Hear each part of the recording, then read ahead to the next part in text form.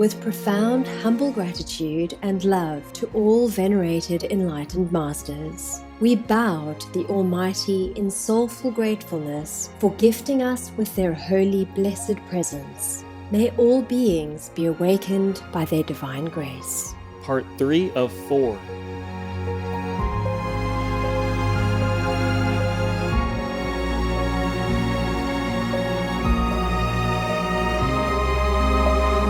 Etc.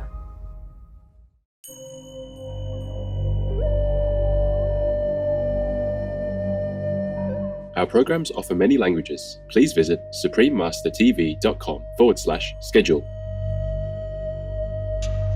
When love rules, the collective consciousness will turn into collective luminosity, and then the golden age will have arrived in all its fullness. Please continue watching for more fascinating teachings from Quetzalcóatl, vegetarian.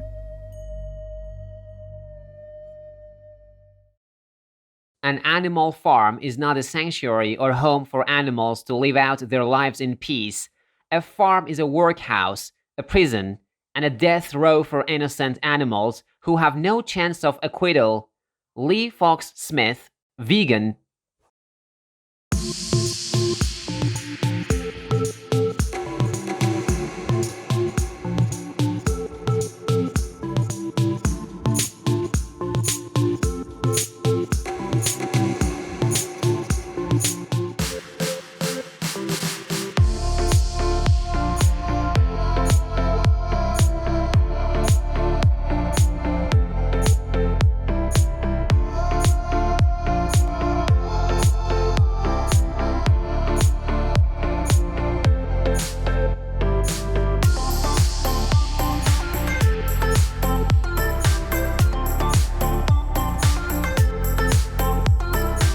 Aloha, which is hello in Belize Creole English. Generous viewers, your beautiful smiles and cheerful disposition brighten our day. I am Patricia. The kind-hearted Belizeans believe in treating others how we would like to be treated, thus appreciate your compassionate, plant-based lifestyle. If we do not want to live in suffering and die in anguish, we should not eat animal people who love and cherish their lives as well. May God awaken all people to turn to their benevolent, kind nature for long-lasting peace and happiness on earth. Welcome to Awaken, Discourses from Así Hablaba Quetzalcóatl, Thus Spoke Quetzalcóatl, Part 2 of 2, on Words of Wisdom.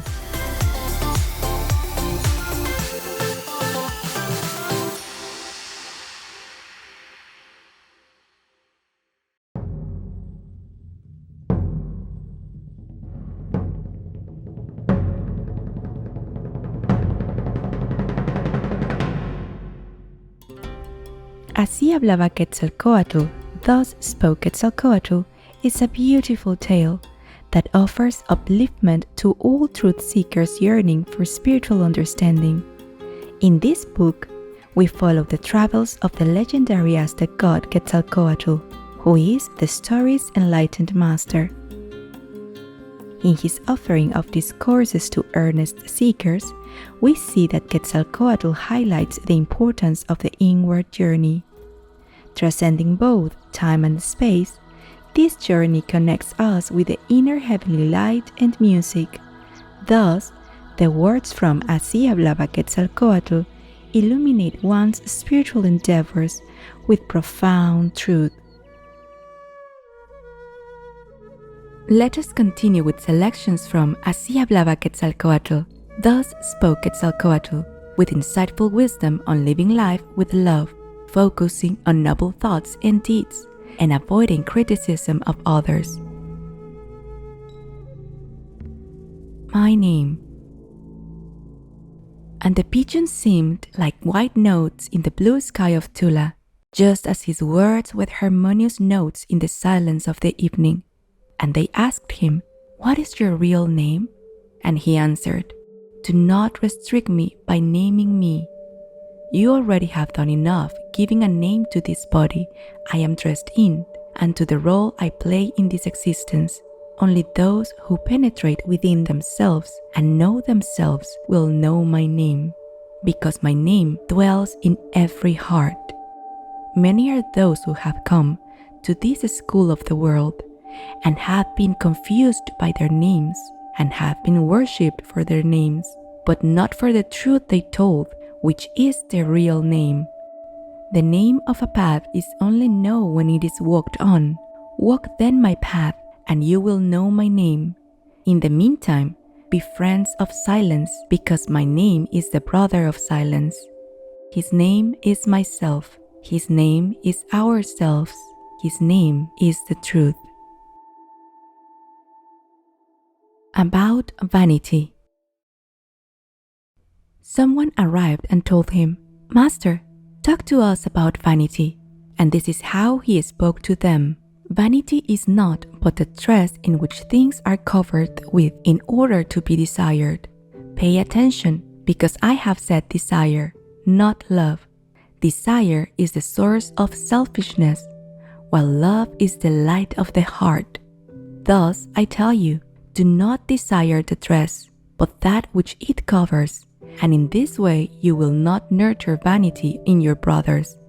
Know that dark things dress in beauty in these times, and they surround themselves with pleasant odors and perfumes, and they go around wearing all sorts of ornaments and precious stones. They cover themselves with beautiful masks and exuberant bodies, but look at them in the eyes, and you will see that deep inside there is only instability, and you will feel its emptiness, because neither the heart nor love speak up for them, but only desire and vanity. Before looking inside another person, first we must have accomplished looking inside ourselves. Contact the celestial music inside a man's forehead, generating wisdom and compassion. Without these accomplishments, through the eyes of others, you will only see your own limitations. There isn't a worse blindness. And there came many who were heatedly arguing with one another, and having sat around him, they asked, "Talk to us about the collective consciousness." And so he, with majesty and calmness, talked to them in this way. You become united in order to confront each other, but not in order to defend the unity in all things. You become united to fight each other, but not in order to smooth things over and to build. You become united by words and formulism, but in your hearts, you are as distant as the clouds from the stars. And you call all this collective consciousness. You support each other for selfish purposes, which tend to deteriorate you instead of elevating you. Your behavior is not of a higher quality than that of a pack of wolves, united in order to appease their hunger. And you go to entertainments to sharpen your fingernails with rancor and your tongues with envy. When will your collective consciousness be to forget about yourselves in order to serve the world? When will your collective consciousness be to love yourselves deeply in your fellow man? Are you still determined to keep on casting stones on your own heads, represented by someone else's head, or in spitting on your own faces, represented by other faces? Can't you see that you are neither better nor worse in your own circumstances than those you criticize? Indeed, I tell you that there isn't a blindness worse than the one which confronts one man with another. Yes, there is a collective consciousness in the planet. The duty of each man is to contribute with his own cleanness to clean this layer of collective obscurity. When love rules, the collective consciousness will turn into collective luminosity, and then the golden age will have arrived in all its fullness. Fault-finding and calumniation. And a mother approached him, surrounded by all her children. Then the ones who came with him said, "Don't talk to that woman, because she has a bad reputation and she doesn't have a husband." And he answered them, You boast by commenting on other people's misfortunes, and your tongues take delight in telling how your brothers fell down when facing the obstacles life put in front of them. How many are the thorns you stitch into your already hurt hearts, and how many are the sorrows added by yourselves to your own griefs? How long will it take for the earth to loosen itself from the seeds of fault-finding and calumniation, as well as to charge at them and uproot them by force from man's heart? Other people throw their sinners out on the street and stone them to death publicly in order to clean their conscience. You do not throw stones, but you throw words charged with thorns, which are worse than stones. You don't talk to the other's face, but behind his back. You bear false witness to a level that builds up a wall obstructing many from walking. Those who so act are worthy of heaven's pity because they don't deserve to have a tongue. You must be aware that a tongue alone can do more harm than all the fires from the world united, and even more than all the torrents from a mountain range running wild. Be careful then, and take care of others. Wrap them up well, and do your best to understand them. And indeed I tell you that from then on you will also be understood and loved. And bringing the woman and her children, he took them with him.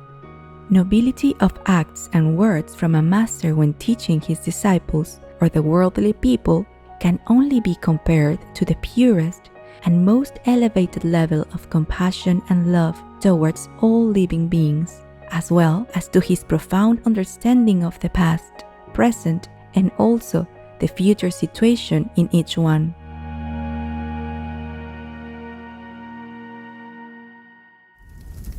Don't be vegan. The devils are keeping the fire going, waiting for you. Considerate viewers, it was a delight that you could join us today for Words of Wisdom. Coming up next is Ukraine wins at Eurovision 2022.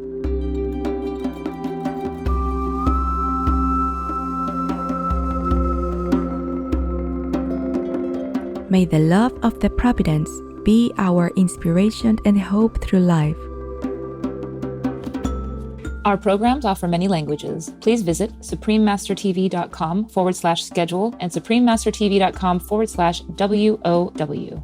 Nos programmes offrent plusieurs langues. Veuillez visiter suprememastertv.com/schedule et suprememastertv.com/WOW. Nuestros programas ofrecen varios idiomas. Visiten suprememastertv.com/schedule y suprememastertv.com/WOW. Unsere Sendungen bieten viele Sprachen. Gehen Sie auf suprememastertv.com/schedule und suprememastertv.com/WOW.